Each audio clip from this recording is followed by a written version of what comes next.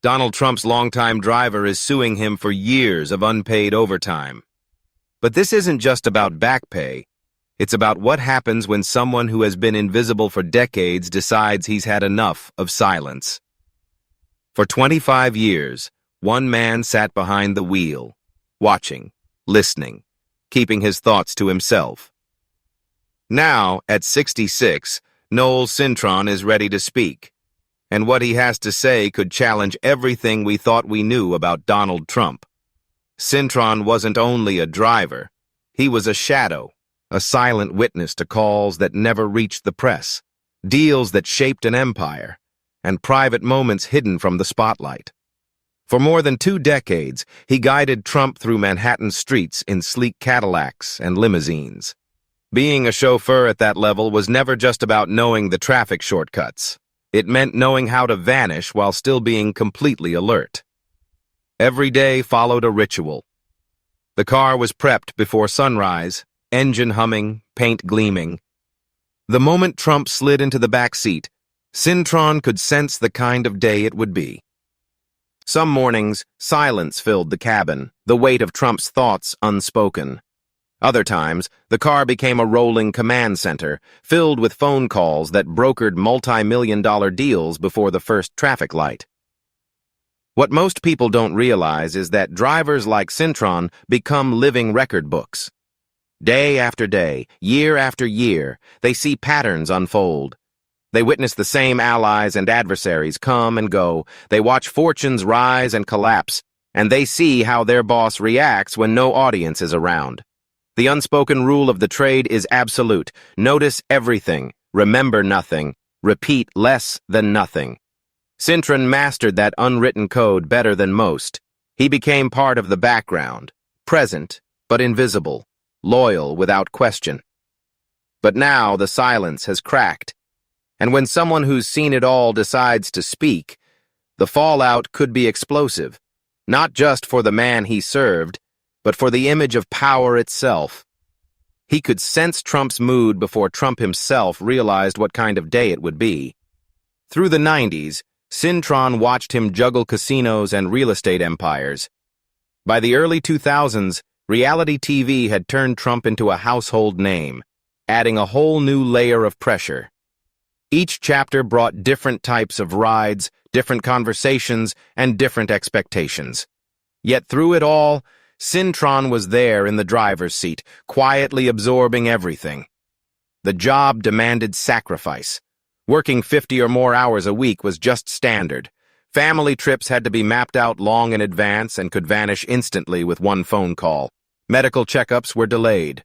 Personal life was always second to the needs of his boss. But Cintron didn't complain. Not yet.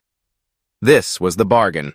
Serving someone that powerful meant centering your entire existence around theirs. The paycheck was solid. The position carried status. And above all, Trump trusted him. In that world, trust was worth everything. Then came the turning point. When Trump announced his run for president, Cintron knew the ground beneath him was about to shift. Politics doesn't just change the individual running, it changes everyone within their orbit. What had once been private chatter became matters of national consequence. Simple drives turned into motorcades with federal agents. The Secret Service stepped in, and Cintron was quietly pushed aside. There was no handshake, no farewell, no recognition of decades spent at the wheel. One moment he was indispensable, the next forgotten. But those years of sitting in silence had left him with something valuable: perspective. And perspective doesn't vanish when a job ends.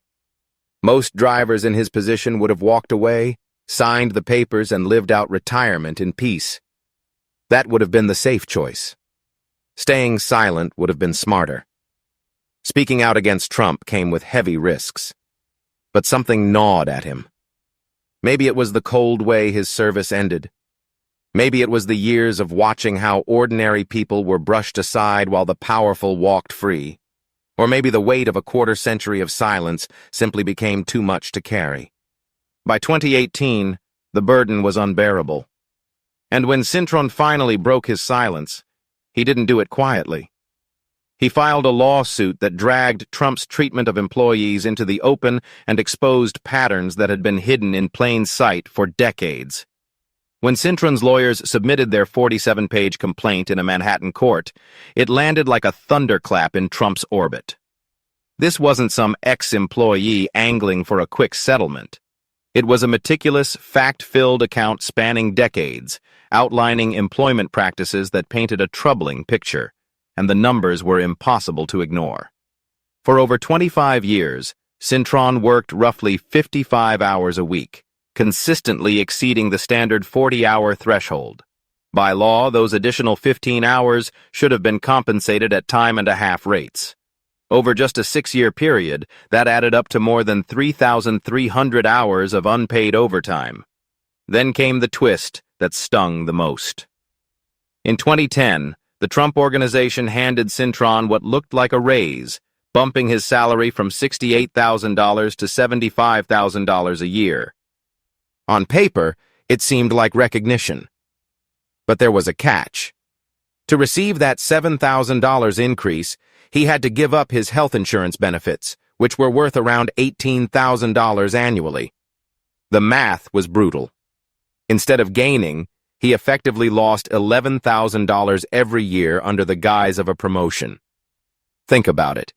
This was someone who had dedicated decades to Trump, who knew his routines and movements better than most members of his inner circle. And this was the reward for that loyalty. Cintron's complaint wasn't just emotional outrage. It was backed by hard evidence. His detailed records documented early morning pickups, late-night drop-offs, weekends sacrificed, and holidays spent on the job. His logs told a story that clashed directly with the narrative presented by Trump's company. What set this case apart was not just the evidence, but also the timing and the resolve. Most employees file complaints quickly, once they realize they're being shortchanged.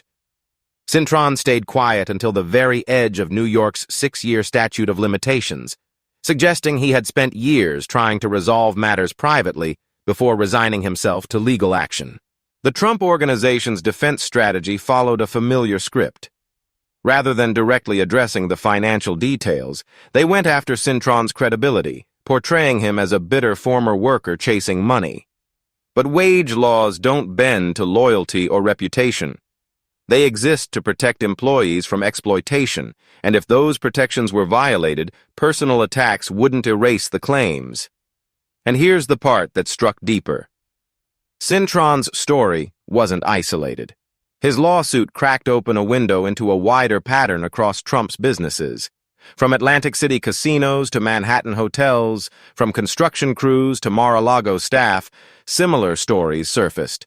Complaints about pay, treatment, and fairness that echoed across decades.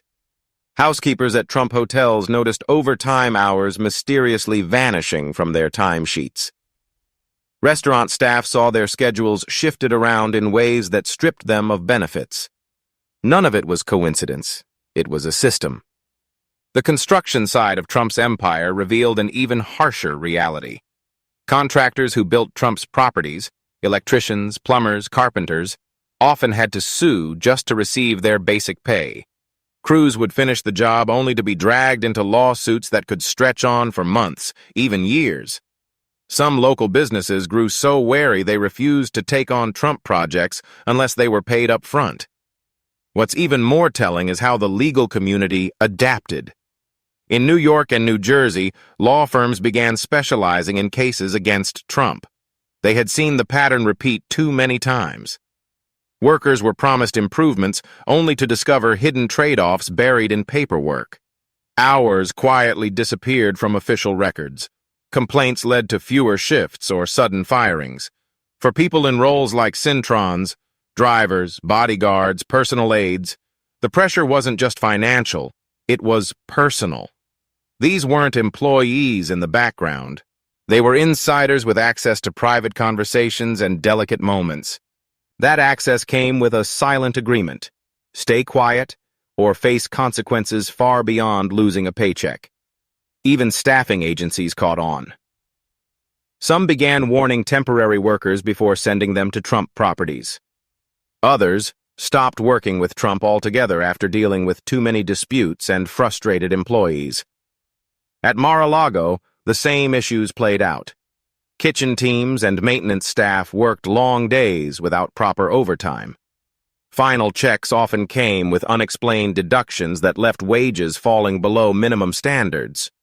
The most troubling aspect of these practices was how they exploited the most vulnerable. Undocumented workers feared retaliation if they challenged payroll abuses. Language barriers kept many from fully understanding their rights. And when someone did try to push back, they were often forced into non-disclosure agreements that locked them into silence. Then comes the revelation that takes Cintron's story into far more explosive territory: the Epstein connection. As Trump's driver, Cintron wasn't just handling traffic routes, he was present during some of the most controversial chapters of Trump's social life. In the 90s and early 2000s, Jeffrey Epstein wasn't yet infamous.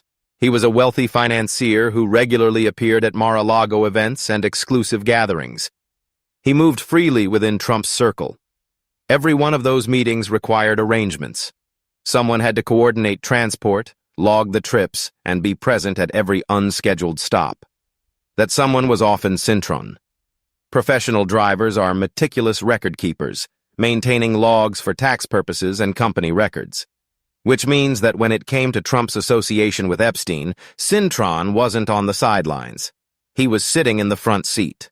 Those logs could reveal where Trump went, who he met with, and how often. When federal investigators began scrutinizing Jeffrey Epstein's network in 2019, they weren't just examining phone records and flight manifests. They wanted to know who made those connections possible, who arranged the introductions, coordinated the movements, and handled the details that kept those relationships alive. Cintron's role placed him directly in the center of that world. He was behind the wheel during the years when Trump and Epstein's ties were at their strongest. Publicly, Trump shifted his stance, from describing Epstein as a friend to later downplaying their relationship. But Cintron's meticulous logs could reveal a much different story. Investigators knew that staff members like drivers, bodyguards, and assistants often held the missing pieces. They weren't the decision-makers, but they saw everything. They managed the schedules, witnessed the private exchanges, and kept track of the daily flow.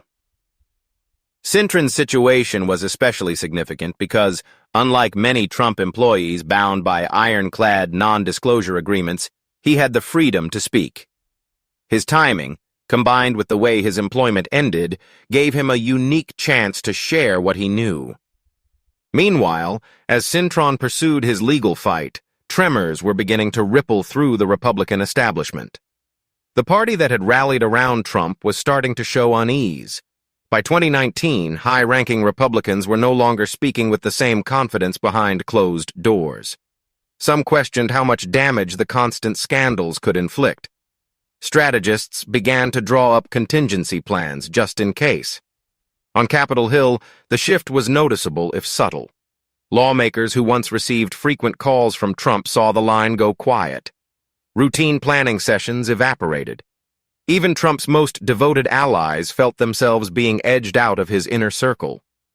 The upcoming campaign lacked the precision and energy that defined 2016.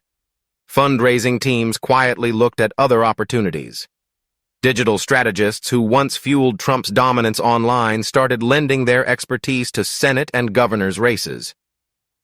Internal polling began delivering sobering results, hinting at vulnerabilities no one in Trump's orbit wanted to acknowledge. Voters in key battleground states were beginning to show discomfort with Trump's growing list of personal scandals. Focus groups revealed a telling divide. People approved of his policies but were uneasy about his character and long history of questionable business practices. Even Republican governors began creating distance. Leaders who once shared the stage at rallies suddenly found scheduling conflicts when invitations arrived. They continued to support his platform, but made sure to steer clear of the controversies swirling around him. Conservative media voices adjusted their messaging as well.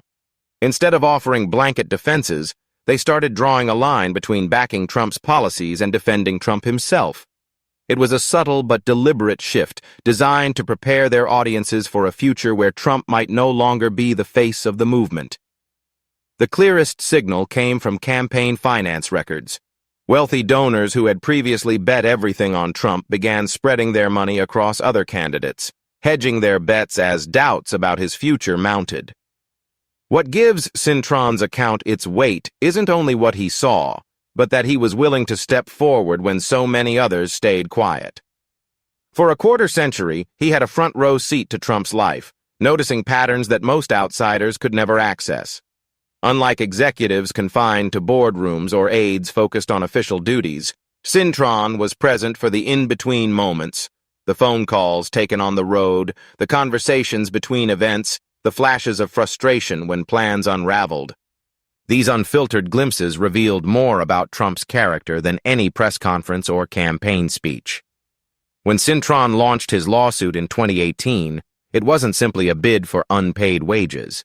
It was an attempt to expose long-standing employment practices that had been hidden in plain sight. His carefully kept records, meticulous notes of hours, benefits, and assignments, provided tangible evidence of systemic issues within the Trump organization.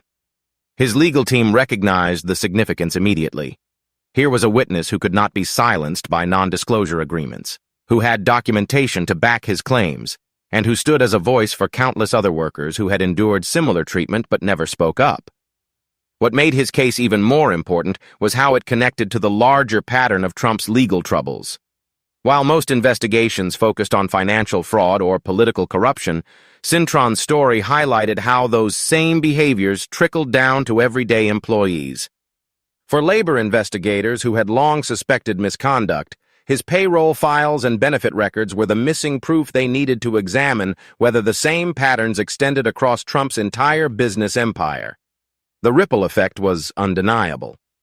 Inspired by Cintron's decision to step forward, other former employees began contacting attorneys and investigators with stories of their own. What started as a single driver's claim over unpaid overtime quickly expanded into a broader look at decades of questionable labor practices. The impact has endured. Cintron's choice to break his silence has become symbolic of something much larger than one man's employment dispute. It's about the courage it takes to challenge power and the heavy toll of staying quiet in the face of wrongdoing. For countless workers across Trump's businesses, his lawsuit confirmed what many had suspected. They weren't alone. Cintron's thorough records showed that their struggles weren't isolated events, but part of a recurring system that spanned properties, roles, and years. The case also revealed how entrenched power structures keep uncomfortable truths hidden. Non-disclosure agreements, intimidation, and financial leverage had long succeeded in keeping most potential whistleblowers quiet. Cintron's circumstances were different. Without an NDA restricting him, armed with years of documentation, and with little left to lose, he had the freedom others lacked. Legally, his case provided a foundation for broader inquiries.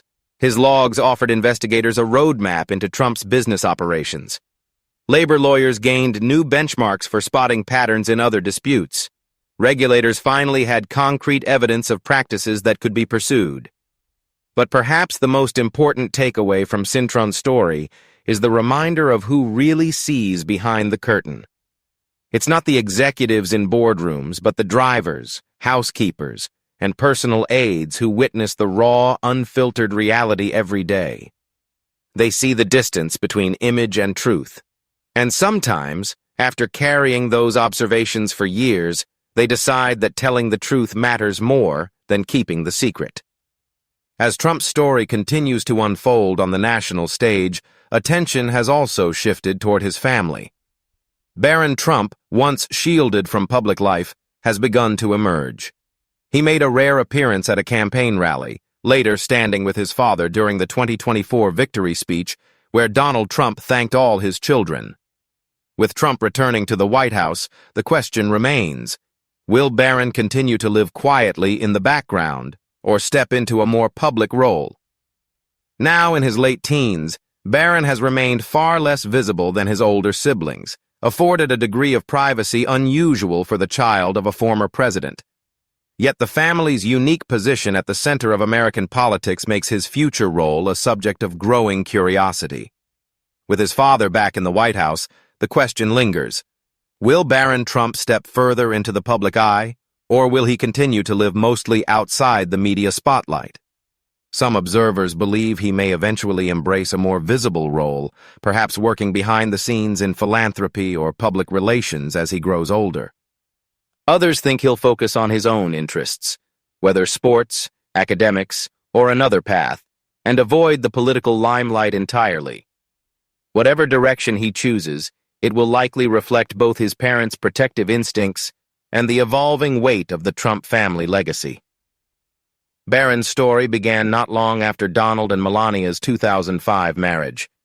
To the public, Melania is often seen as the polished, quietly elegant figure at her husband's side. But she is more than a supporting character in Trump's world of business and politics. When the couple discovered they were expecting their first child together, the news initially caught Donald off guard. Melania recalled that he needed a moment to process it before becoming enthusiastic. Though he had always envisioned children with her, the timing surprised him. Their son arrived in March 2006. Donald chose not to be in the delivery room, believing it would make things easier for his wife. The birth went smoothly, and both parents were overjoyed to welcome their child. The name Barron had been one of Donald's longtime favorites, though he had never used it for his older sons. Melania loved it immediately and had already been calling the baby Barron throughout her pregnancy.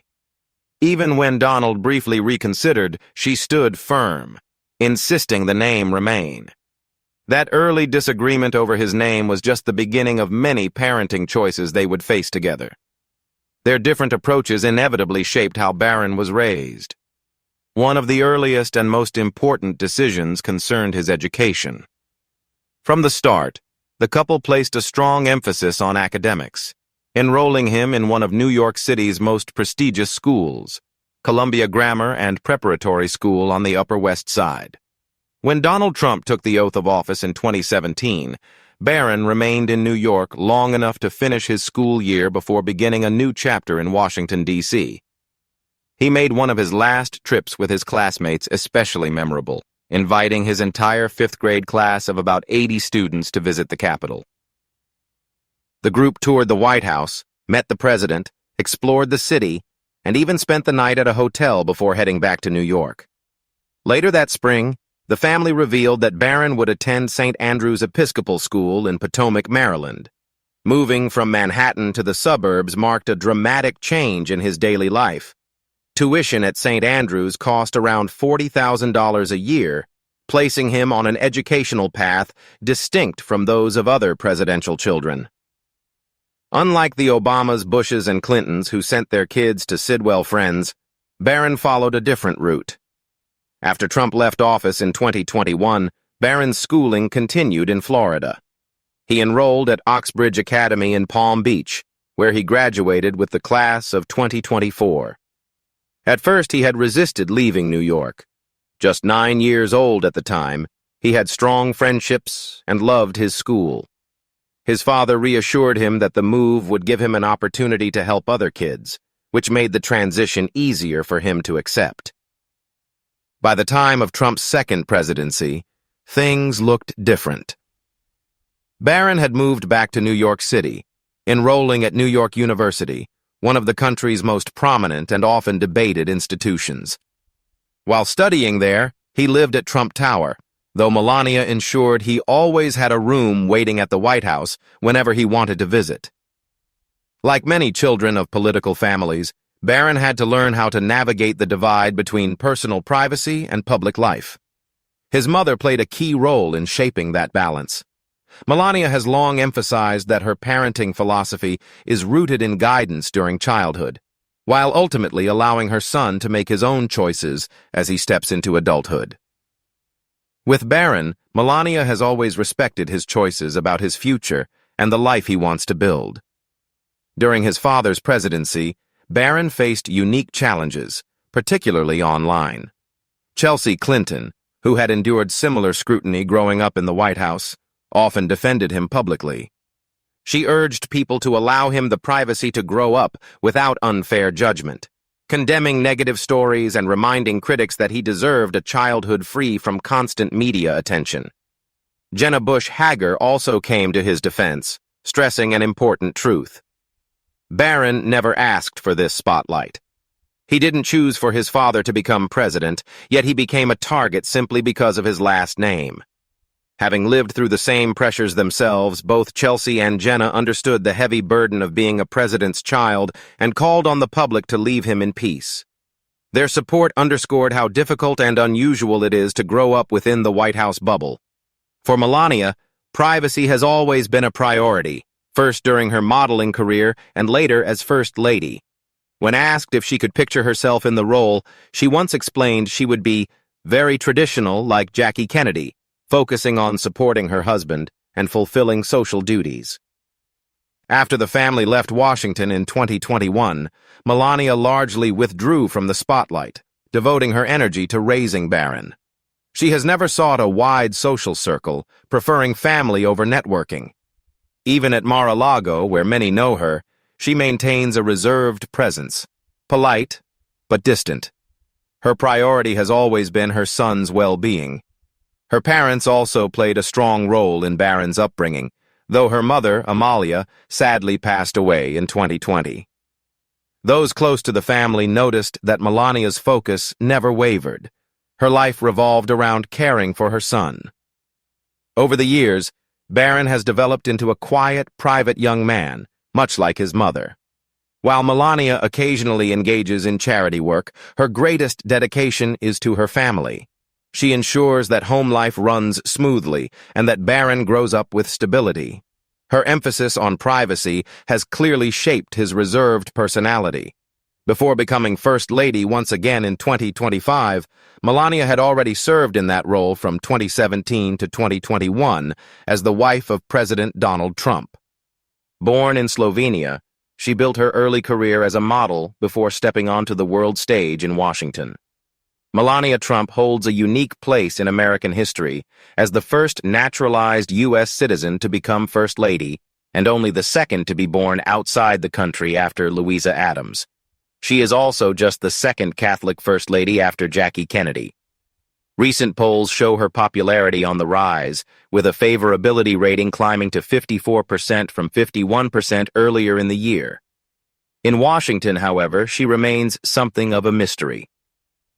Unlike most modern First Ladies, Melania is intensely private. Recognized globally as one of the most famous faces in the world, she joins Frances Cleveland as the only other First Lady to serve 2 non-consecutive terms. Although she encouraged Donald Trump to pursue the presidency in 2016, she preferred to stay in the background of the campaign. Instead of taking the stage at frequent rallies, she offered quiet support through strategy and private calls. The campaign was not without controversy. Old modeling photographs resurfaced, and her Republican National Convention speech drew criticism for closely mirroring words spoken by Michelle Obama. As Election Day drew near, she stood by her husband through the storm surrounding the Access Hollywood tape. Transitioning from campaign advisor to First Lady brought even more attention, much of it unwanted.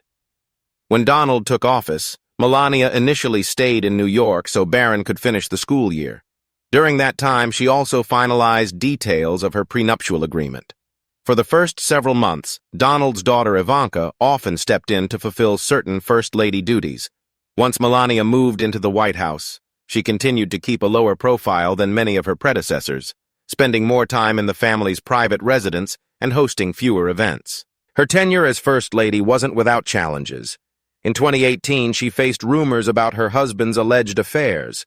Melania publicly dismissed them, saying no one had ever spoken to her about such matters and attributing the stories to political opponents. That same year, she underwent kidney surgery for what doctors described as a benign condition. She also made a high-profile trip to Africa, which sparked debate over her wardrobe choices and messaging. Despite the controversies, she kept her focus on her main priority, children's welfare.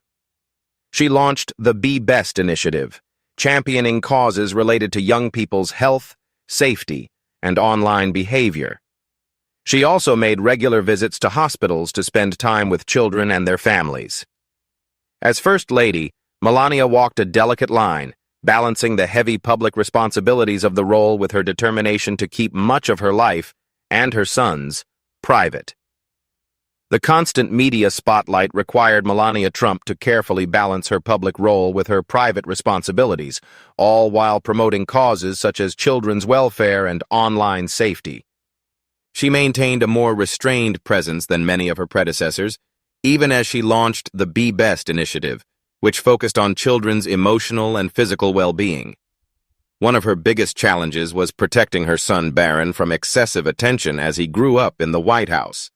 Barron was only 10 years old when his father became president, and until then, he had largely been shielded from public scrutiny despite his family's fame. Once the family moved into the White House, Melania worked tirelessly to keep his daily life as ordinary and private as possible. He rarely appeared in public, aside from occasional mentions by his father about how much he had grown. This privacy, however, fueled constant speculation and gossip about him. Some stories about Barron had elements of truth. For instance, he once wore Nike sneakers while his father criticized the company over its deal with Colin Kaepernick. But many other claims were entirely fabricated. False reports circulated online, including one alleging he had won a major science competition and another showing a doctored image of him wearing an Obama t-shirt. None of these stories were real, but they spread quickly, blurring the line between fact and fiction. For Barron, this environment made life even harder and pushed him toward avoiding the spotlight altogether. When Barron turned 18 in 2024, he became old enough to publicly speak for himself. Known to enjoy tennis, he was recently spotted taking lessons as he prepared for his next chapter in college. Still, rumors continued to follow him. Unlike his father, who grew more comfortable with fame over time, Barron never seemed at ease with public attention. During the rare occasions he appeared with his parents, he often looked uneasy, avoiding eye contact, appearing distracted, and rarely smiling.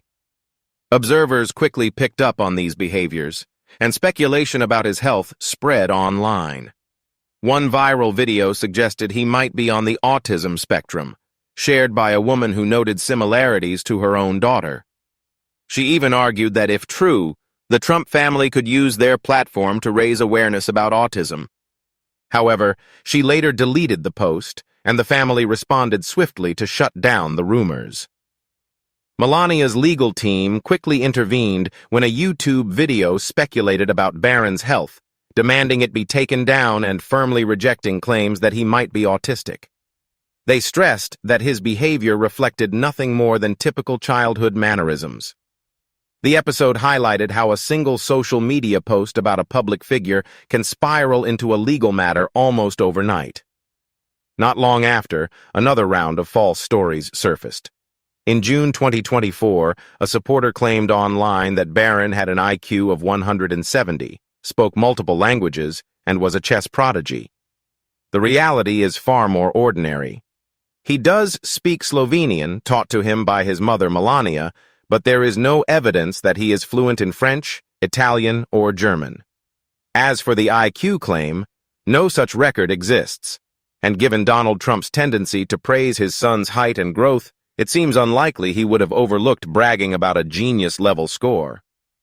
The rumor about chess mastery was also fabricated.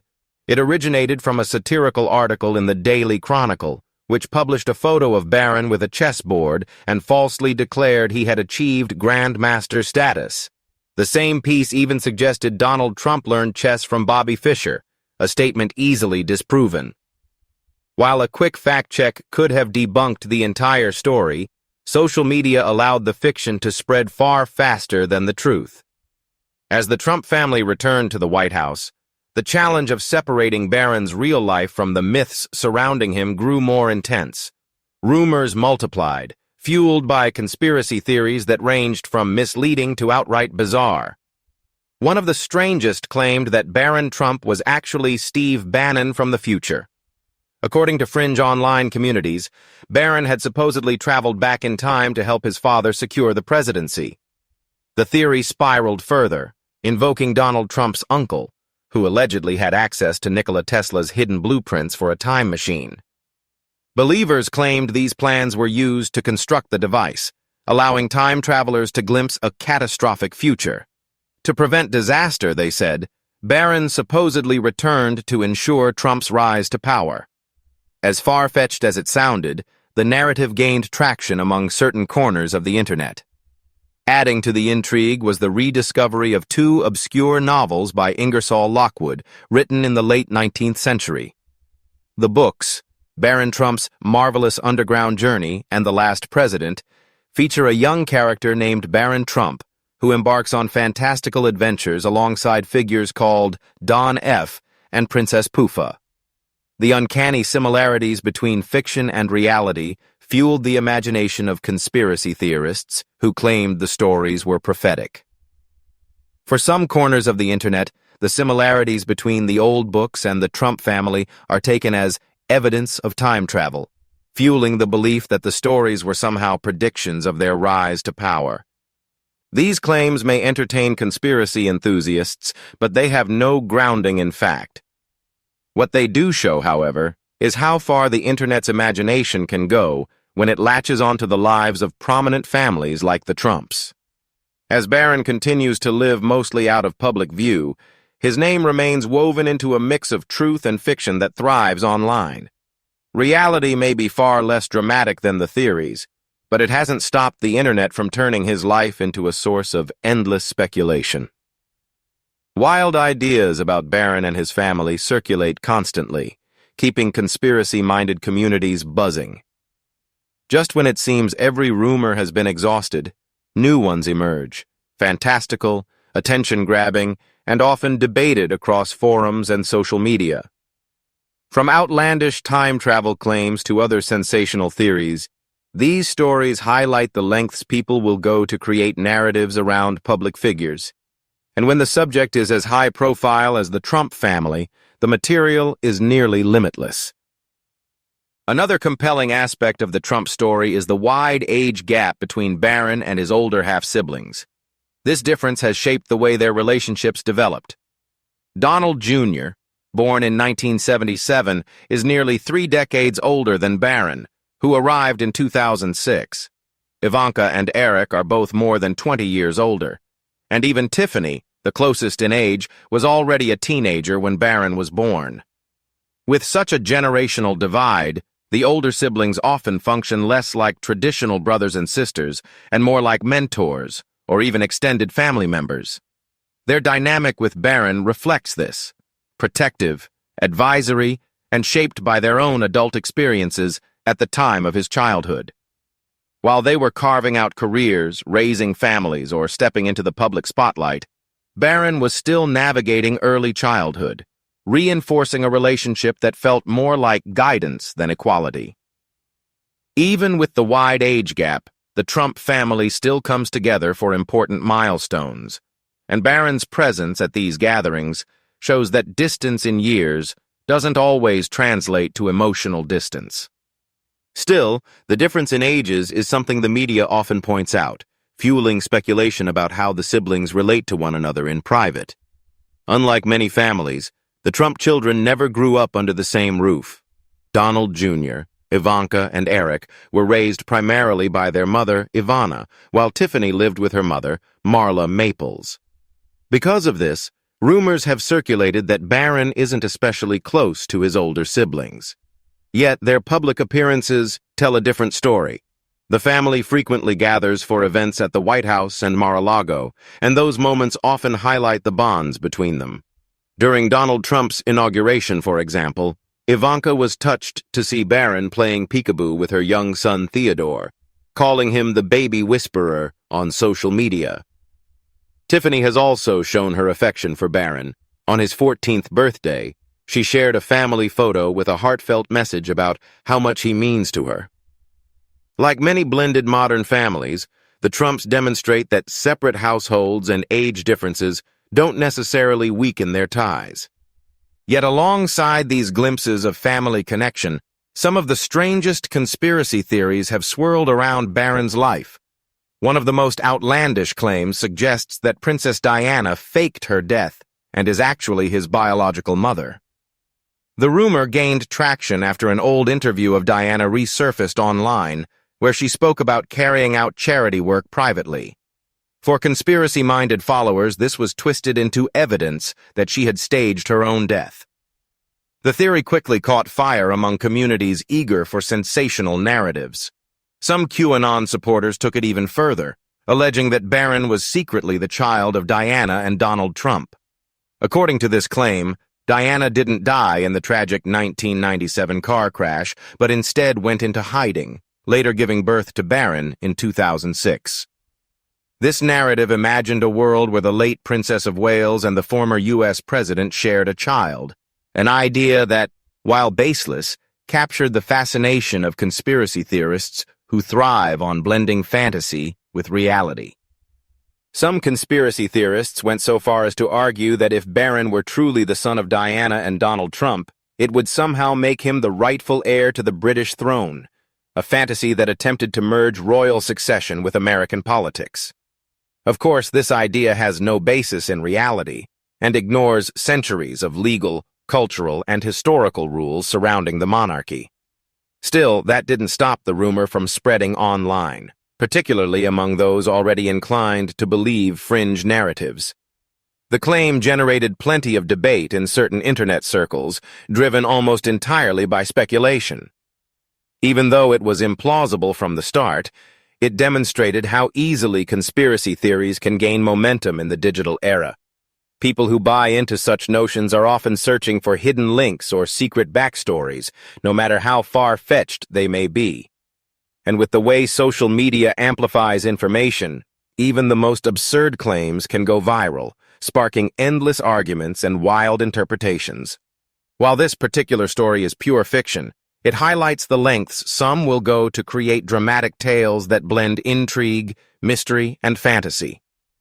Looking at it logically, even if Diana had been alive when Barron was born in 2006, it makes little sense to imagine her secretly raising a child with Donald Trump, especially when she had been with Dodi Fayed at the time. Why would Melania raise a child that wasn't hers? And even if the scenario were true, Barron would have no path to the British throne, since Donald Trump has no royal bloodline. In reality, Barron's life is simply one of many examples of how children of famous families become targets of bizarre rumors and internet drama. Their every move can become exaggerated, distorted, or fabricated. It's a reminder of the unique pressures public figures' children face in today's media landscape. What are your thoughts on the challenges celebrity kids encounter when dealing with rumors and the relentless pace of social media? Share your perspective in the comments below. Thanks for tuning in. We'll be back with more intriguing stories soon.